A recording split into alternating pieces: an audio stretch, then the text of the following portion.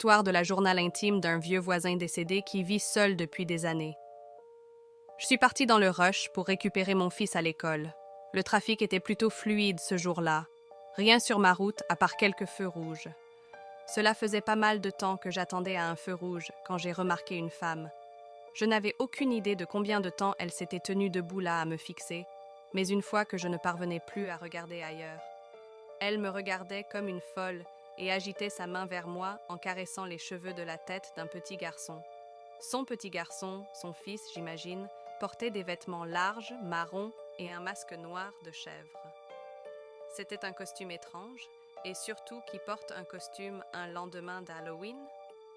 Lui aussi agitait sa main dans ma direction et me fixait à travers ce masque troublant, mais son mouvement semblait inconfortable et forcé.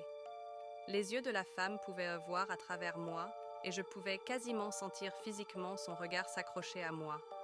Elle ne clignait même pas des yeux. Je me sentais nue et très tendue.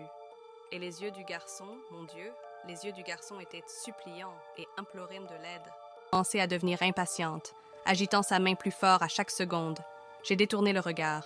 Pour je ne sais quelle raison, j'étais terrifiée. J'avais besoin de m'enfuir. Une fois le feu passé au vert, ce qui avait semblé durer une éternité, j'ai démarré. Je n'ai même pas pris la peine de regarder derrière. Je pensais que rien ne serait plus terrifiant que ce moment. Ensuite, je suis arrivée à l'école et ils m'ont dit que mon fils n'était pas là. Ils m'ont dit que ma femme l'avait déjà récupéré. Je n'ai pas de femme. Ils m'ont remis une note en me disant qu'elle avait demandé à ce qu'ils me la donnent. Il n'y a pas de mots pour décrire ce que j'ai ressenti en la lisant. Ne dis pas que je ne t'ai pas donné une chance de lui dire au revoir.